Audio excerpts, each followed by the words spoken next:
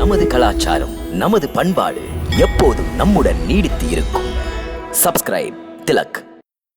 ஏ மதிகட்ட கம்சனே, ஏ மதிகட்ட கம்சனே, மதிகட்ட கம்சனே, யார் என்னை மரியாதையின்றி அழைப்பவன்? யார் என்னை என் பெயர் சொல்லி அழைப்பவன்? என் முன்னால் வா. ஏ மதிகட்ட கம்சனே, இது உன் பெருமைக்குரிய நேரம் அல்ல.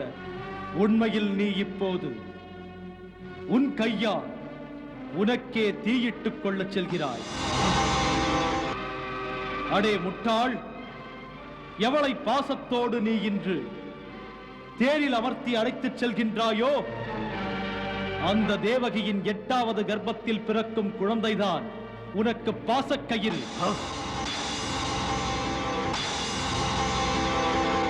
இவளுடைய 8வது பிள்ளை உனக்கு யமனாவார்.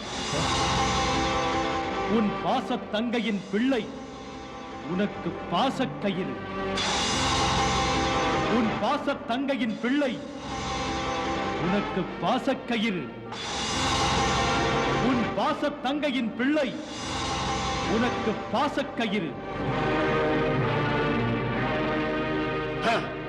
பாசக்கயிறு, பாசக்கயிறா? என் தங்கையின் பிள்ளை என்னை கொல்லுவானா? இவன் ஜாதகத்தை கிழிப்பதற்கு ஒருவரை என் தங்கை தருவாளா? இந்த கம்சனுக்கு தேவகியின் 8வது கர்ப்பத்து பிள்ளை யமனா?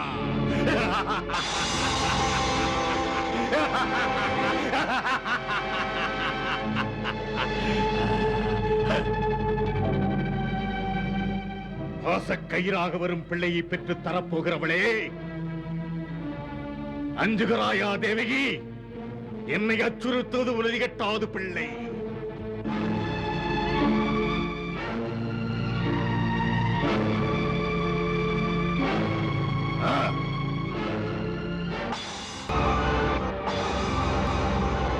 ஆத்திரம் உங்கள் கண்களை மறைக்கிறதா?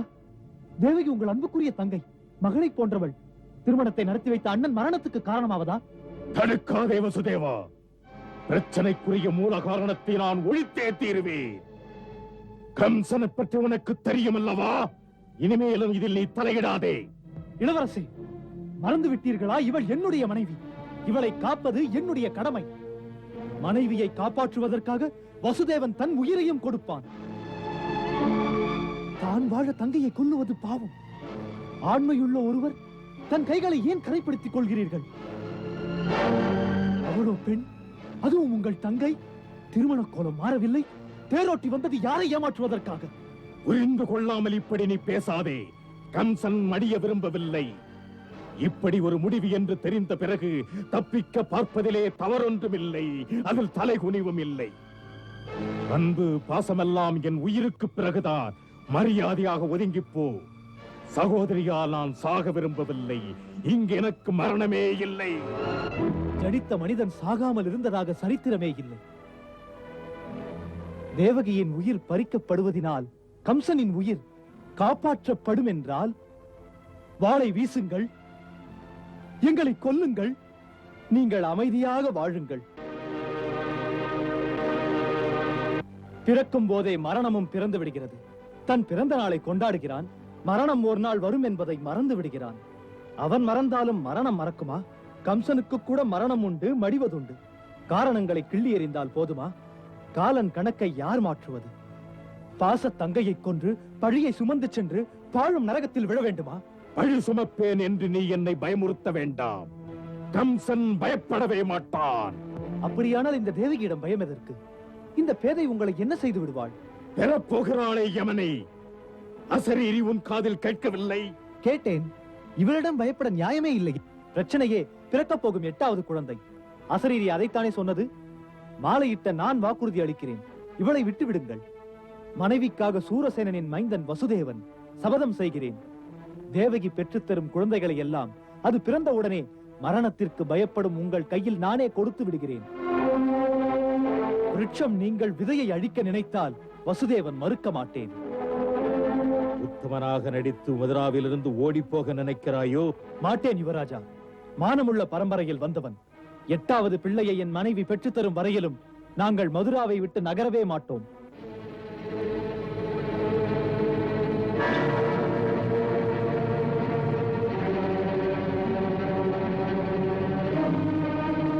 இப்படி சொல்லியும் நம்பிக்கை வரவில்லை என்றால் இனி வாய் பேசாது என் வாழ் பேசும் அளவுக்கும் வைத்து விடாதீர்கள். வசுதேவன் வாள் எடுத்தால் என் வம்சமே வாள் எடுக்கும், போர் வெடிக்கும். பிரிவினை கூடாதென்று மகரிஷி கர்கர் மன்றத்தில் போதனை செய்தார். அவர் சொன்னது காற்றோடு கரைகிறது. அதை பற்றி இங்கே பேசக்கூடாது. நீ மட்டும் நல்லவன் என்று எப்படி நம்புவது?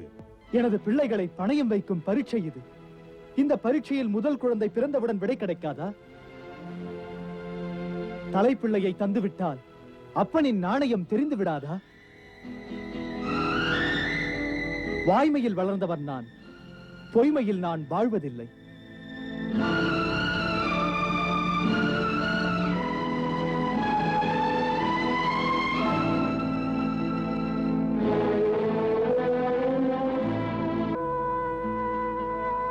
இதோ பார் வசுதேவா, இதிலே சொன்னபடி நடக்காமல் என்னை நீ ஏமாற்ற நினைத்தால் உன்னை மட்டுமல்ல உன் குலத்தையே வேரோடு ஒழித்து விடுவேன். கொடுமையான குணம் எனக்கு கம்சன் நினைத்து விட்டானால் சேனை தலைவா. என்ன இளவரசி? இந்த இருவரையும் இவர்கள் மாளிகையில் கொண்டு விட்டுவிடு. 4 புறமும் காவலை நிறுத்தி கதவுகளை எல்லாம் மூடிவிடு. மேலும் என் அனுமதியின்றி யாரையும் சந்திப்பதற்கு இடம் தராதே. இந்த இருவருக்கும் மாளிகையை விட்டு வெளியே வர ஆணை கிடையாது.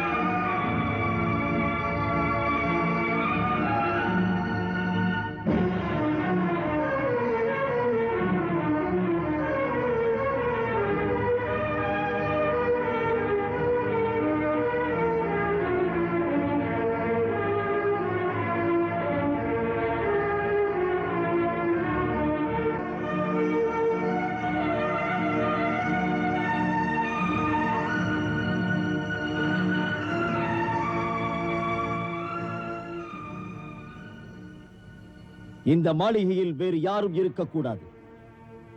இனிமேல் இது சிறைக்கூடமாகிவிட்டது. இங்கிருந்து தப்ப நினைத்தாலோ அதற்கு முயன்றாலோ அவர்கள் உயிர் பறிக்கப்பட்டு விடும். ஏமாற்றும் எண்ணம் இருவருக்கும் வேண்டாம். வாருங்கள்.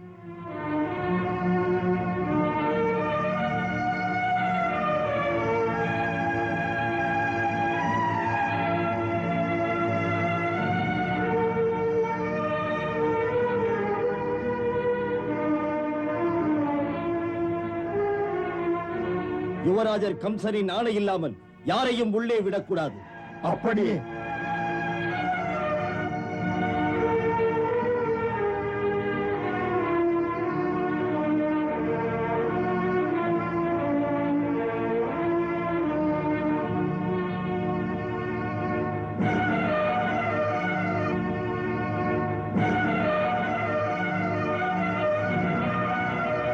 தேவி, இந்த மாளிகை உன்னை வரவேற்க அலங்கரிக்கப்பட்டது. ஆனால் வாழ்க்கையின் ஆரம்பத்திலேயே அதிர்ச்சி தருகின்ற வரவேற்பு. புகுந்த வீடு வரும்போது எங்களுக்கு வரவேற்பை காட்டிலும் பாதுகாப்பு தான் அவசியமாகிறது. என் கணவரின் நேர்மையிலும் நிலைமாறா உறுதியிலும் பாதுகாப்பான இடத்திற்குத்தான் வந்தேன் என்று உணர்கிறேன்.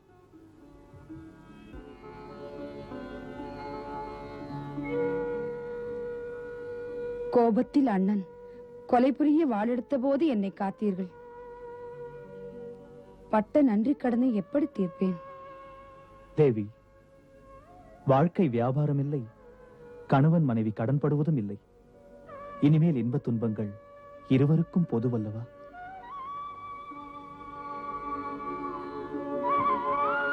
தெய்வம் எனக்கு நீங்கள்தான். இது பொய். நீங்கள் சொன்னதை நம்ப முடியவில்லை. கம்சன் ஒரு நாளும் அந்த அளவுக்கு போனதும் இல்லை. அன்புக்குரிய சகோதரியை அவன் கொல்ல துணிவானா? இல்லை. அவன் தேவகியின் மீது உயிரையே வைத்திருக்கிறார். அமைச்சரே, நீங்கள் சொன்னது ஏற்கக்கூடியதே அல்ல. மன்னிக்க வேண்டும் மன்னவா. நடந்த நிகழ்ச்சிகள் மெய்காப்பாளர்கள் வீரர்கள் முன்னாலேயே நடந்தது. கோட்டையில் ரகசியமாய் நடக்கவில்லை. அதனால் நான் சொன்னேன், மன்னர் தவறாக நினைக்காதீர்கள். நல்லது. கம்சனை வரச் சொல்லி இருக்கிறேன். இது பற்றி கேட்கிறேன்.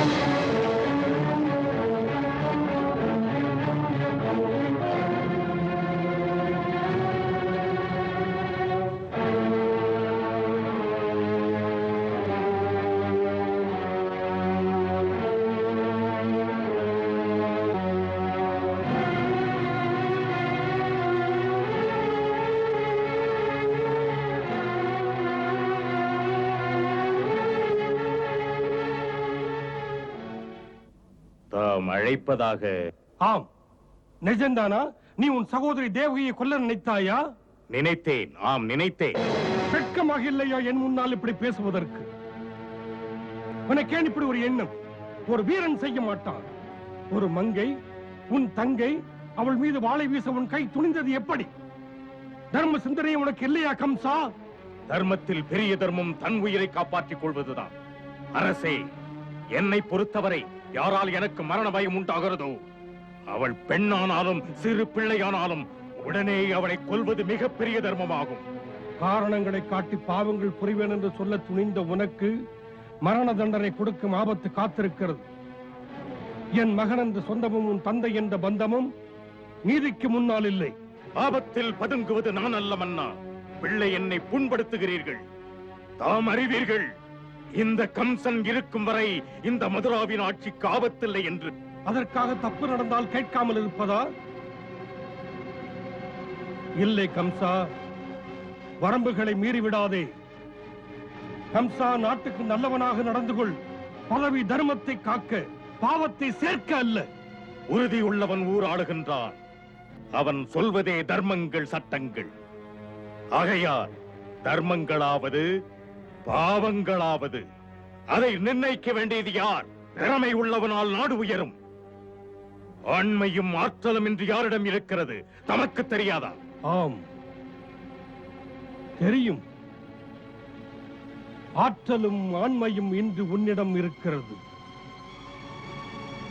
சேனாதிபதி பொறுப்பும் இருக்கிறது.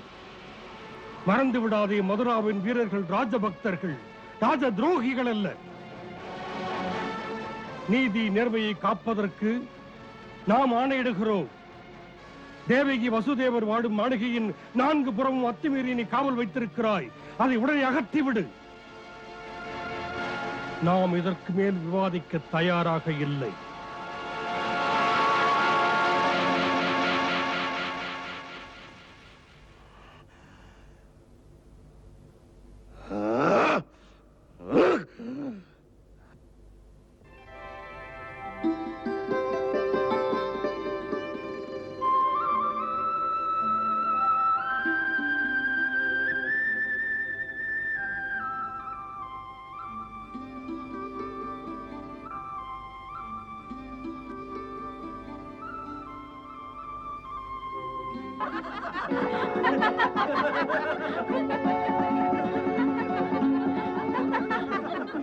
ஸ்வேதபாலா, சுவாமி, எல்லாரும் எப்படி உள்ளே வந்தீர்கள்? யாருமே உங்களை தடுக்கவில்லையா? சுவாமி, மகாராஜா உக்ரசேனர் ஆணையிட்டிருக்கிறார். மாளிகையிலிருந்து காவலர்களை உடனே அப்புறப்படுத்த வேண்டும் என்று. உங்களையும் சுதந்திரமாக விடுவித்திருக்கிறார். அப்படியா? ஆம் சுவாமி. கோவத்தில் மகாராஜா யுவராஜரை பலமாக கண்டித்திருக்கிறார்.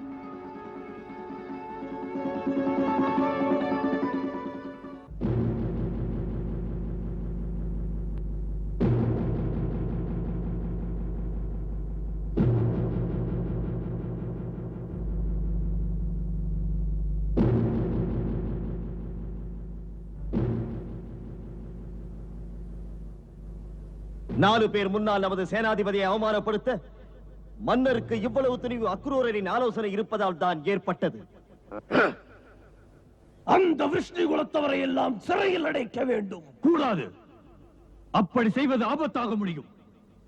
முக்கியமாக நாம் கவனிக்க வேண்டிய கருத்து, மன்னர் சொன்னது போல மதுராவில் உள்ள சேனைகள் ராஜபக்தி உள்ளது, சுயநலமற்றது. யுவராஜரின் அந்தரங்க காவலர்கள் சிலரை தவிர மற்றவர்கள் மன்னருக்கு விரோதமாக நம் பக்கம் வரமாட்டார்கள். அப்படியானால் நாமெல்லாம் இந்த அவமானத்தை பொறுத்துக் கொள்ள வேண்டுமா? ஆம் ஆம் யுவராஜா, இந்த சமயம் அப்படி இருப்பதுதான் நல்லது. திறன்மிக்க யுவராஜர் வேறு அணுகுமுறையிலே சிந்தித்தால் அடுத்துள்ள நாட்டின் சேனைகளை எப்படியாவது மதுராவுக்குள் அழைத்து எந்த சேனை? உங்களுக்கு 2 நண்பர்கள், மன்னன் பானாசுரன், மன்னன் பாமாசுரன். அவர்கள் உதவி செய்வார்கள். அவர்கள் எல்லை பகுதி நமது எல்லை பகுதியில் முடிகிறது. நல்ல வாய்ப்பு இது அவர்களின் உதவி பெறுவதற்கு. சாணூரா, நண்பன் நீதான் எனக்கு. சொல்வதை பக்குவமாக சொன்னாய். அமைதியற்ற நிலைமையில் ஆறுதல் கிடைக்குமா என்று மதுராவை விட்டு ஒரு சில நாள் பயணம் செல்லப் போகிறேன். போகும்போது நான் பாணாசுரனையும் பாமாசுரனையும் பார்த்து ஒரு முடிவெடுக்கப் போகிறேன்.